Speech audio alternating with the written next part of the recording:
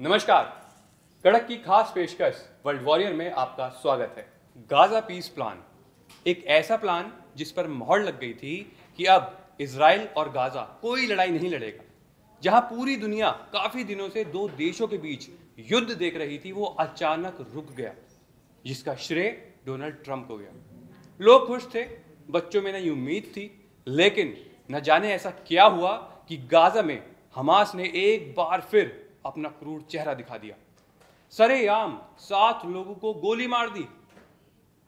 हमारे साथ इस विषय पर बात करने के लिए अंकित मौजूद हैं। अंकित, बताइए जरा, ये गाजा में जो अचानक से एक तरीके से शांति दूत बन के ट्रंप आए थे और उन्होंने एक तरीके से शांति कर भी दी थी, लेकिन उसके कुछ दिनों बाद जो ये क्रूर चेहरा दिखाया है गाजा ने अपना, 7 लोगों को सरेआम बीच चौराहे पे लोगों के सामने गोली मार दी। ये गाजा शांति चाहता भी है या नहीं? देखिए, मैं पहले ही बता चुका हूं, गाजा में जो ये हमास है, हमास अपनी प्रवृत्ति को नहीं छोड़ना चाहता।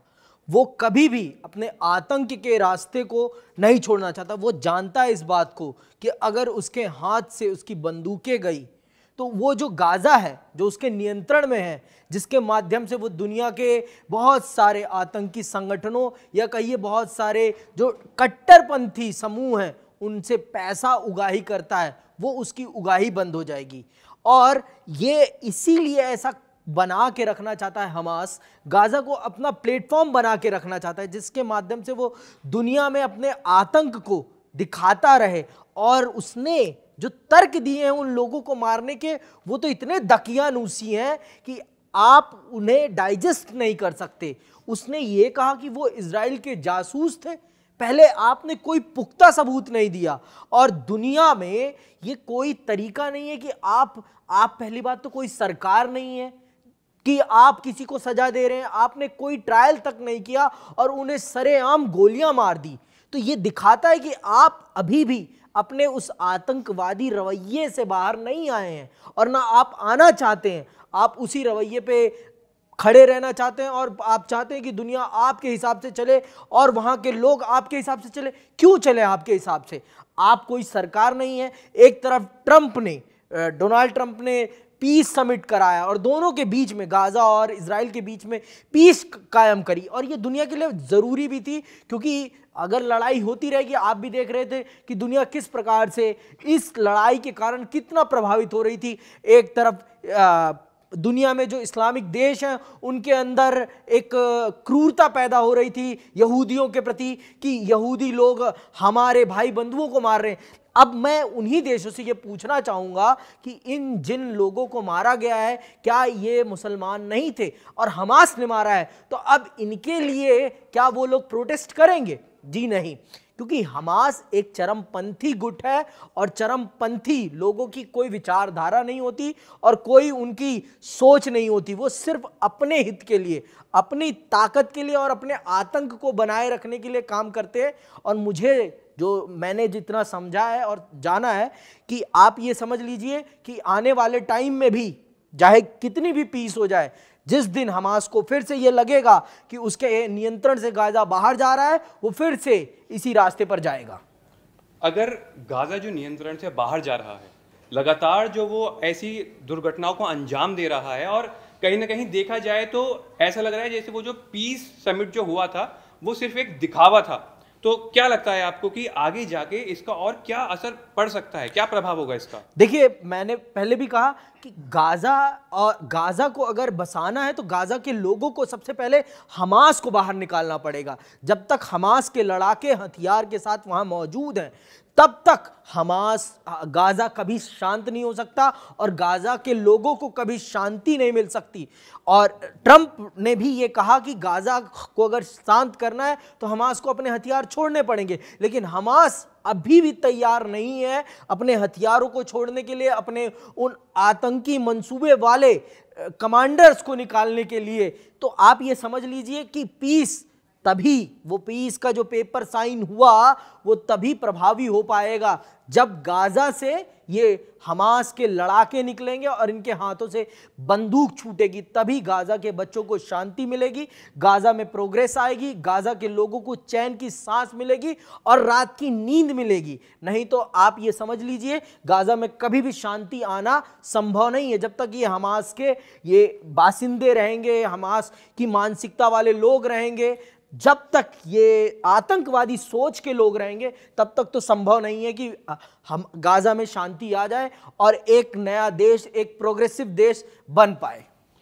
ये जो आतंकवादी सोच है, अभी जैसा आपने ट्रंप का जिक्र किया, तो ट्रंप अपने आप को शांति दूत मानते हैं।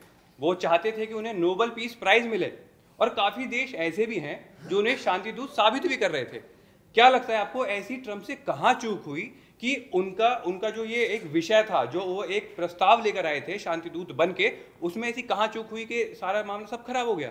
ये कैसे हुआ? सबसे बड़ी बात तो, सबसे पहली चीज जो गाजा में शांति लाने का उन्होंने काम किया, मैं तो समझता हूं कि शांति कोई भी नहीं ला सकता। वो तो ये भी दावा करते हैं कि उन्होंने भारत और पाकिस्तान के बीच में भी शांति स्थापित की, भारत और पाकिस्तान के बीच में भी सीज फायर कराया, लेकिन भारत हमेशा इस चीज़ का खंडन करता है कि भारत एक संप्रभु राष्ट्र है और भारत की आंतरिक राजनीति में किसी भी देश की कोई दखलंदाजी मंजूर नहीं की जाएगी। लेकिन वही कहते हैं ना, कुछ लोग चापलूस होते हैं, और खास करके हमारा पड़ोसी पाकिस्तान जो चापलूसी करने में किसी भी प्रकार से कुताहत नहीं बरतता, जाता है और चापलूसी करके ट्रंप के सामने जाता है, उनके जूते चाट कर और पैसे लेकर चला आता है। तो इसमें कोई दिक्कत नहीं है। और उन्होंने ही नामित किया कि ट्रंप को शांति दूत के तौर पर, और उन्हें नोबेल पीस प्राइज के लिए भी नामित किया। जैसा कि हम सब जानते हैं कि पीस समिट में एक तरफ ट्रंप ने आसिम मुनीर को, जो पाकिस्तान के आर्मी चीफ है, फील्ड मार्शल है, उन्हें माय फेवरेट फील्ड मार्शल कहा, और वहीं पर दूसरी तरफ पाकिस्तान के प्राइम मिनिस्टर, उन्होंने कहा कि तो ट्रंप जो है ये शांति दूत है और इन्होंने दुनिया के कई देशों में चल रहे युद्धों को रुकवाया है, इसलिए इनको शांति नोबेल पीस प्राइज के लिए मैं नामित करता हूं।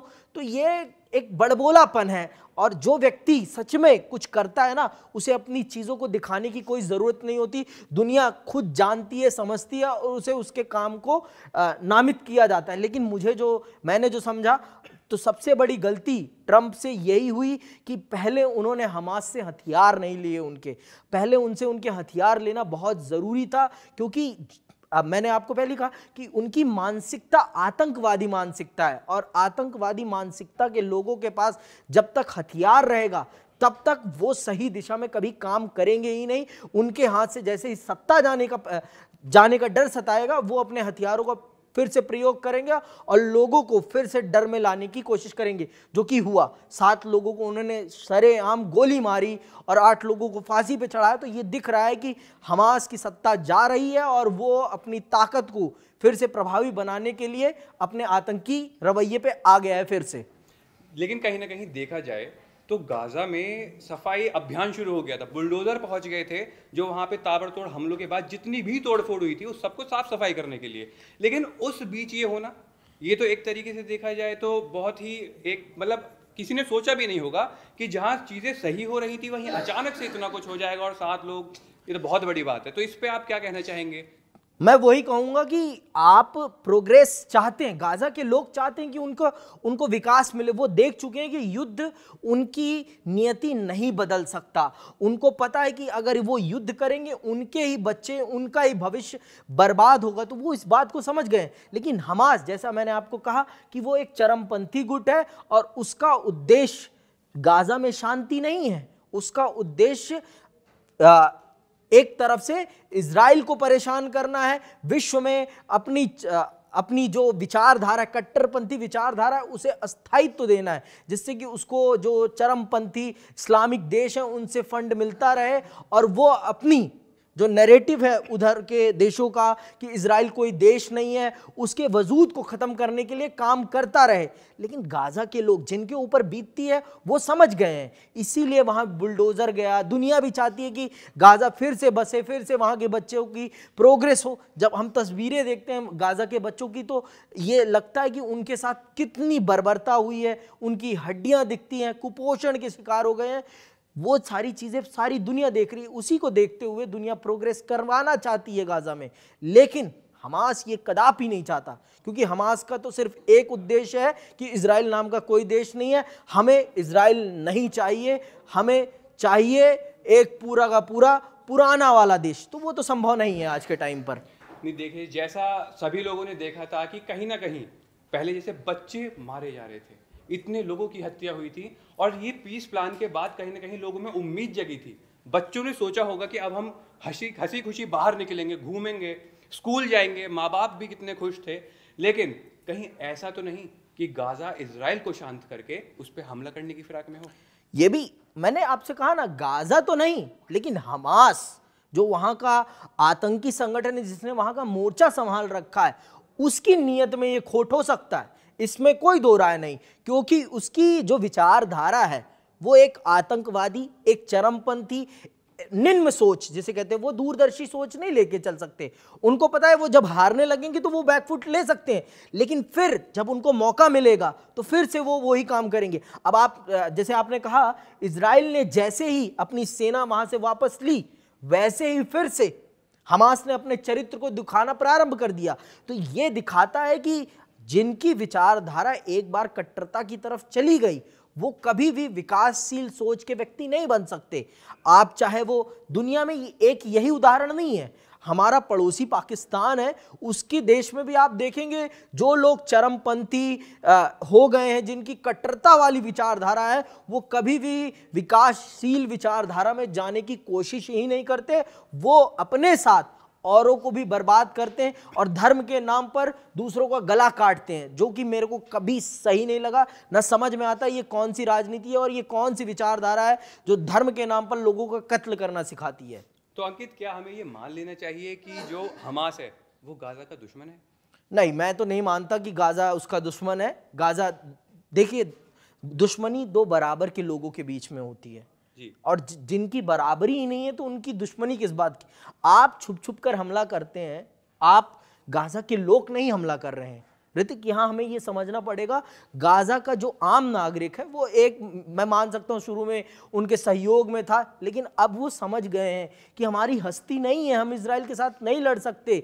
उन्हें पता है बहुत अच्छे से कि अगर हम लड़ेंगे तो हम अपने लिए ही कब्र अपनी खो देंगे। तो इस बात को वो समझ गए हैं। तो दुश्मनी बराबरी के लोगों में होती है, जिनमें जमीन और आसमान का फर्क हो, उनके बीच में दुश्मनी नहीं होती।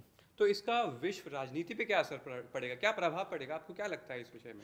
सबसे बड़ा प्रभाव तो दुनिया अशांति की तरफ रहेगी। दुनिया में हमेशा एक दुविधा, पूरी दुनिया हमने देखी है कि दो धड़ों में बट गई है। यहूदियों के खिलाफ जितने भी इस्लामिक देश हैं उन्होंने बाइकॉट प्रारंभ कर दिया। तो इससे विश्व राजनीति में भी एक गहमा गहमी, दो धार्मिक समुदायों के बीच में भी टकराव और कड़वाहट पैदा होती है, जिससे कि बहुत कुछ, हमारे खुद के देश में भी बहुत सारे मुस्लिम संगठन हैं जो इजराइल की खिलाफियत करते हैं और फिलिस्तीन का सपोर्ट करते हैं, गाज़ा के लोगों के लिए रहमियत की बात करते हैं। तो ये सारी चीज़ें हो रही हैं जो कि कदापि सही नहीं है। यही विश्व में प्रभाव पड़ रहा है, नकारात्मक समाज का निर्माण हो रहा है और समाज बिखराव की तरफ जा रहा है। इसलिए मैं समझता हूं कि अगर सच में शांति चाहिए हमें, तो हमें यह भी सुनिश्चित करना पड़ेगा कि दुनिया के हर कोने में शांति आए। सिर्फ गाज़ा की बात नहीं है, सिर्फ इजराइल की बात नहीं है, दुनिया का हर मुल्क शांत होगा तभी दुनिया शांति की तरफ जाएगी और विकास की तरफ जाएगी, और विकास शांति से ही आएगा। चलिए, आज के लिए इतना ही। जुड़े रहिए हमारे साथ और देखते रहिए वर्ल्ड वॉरियर।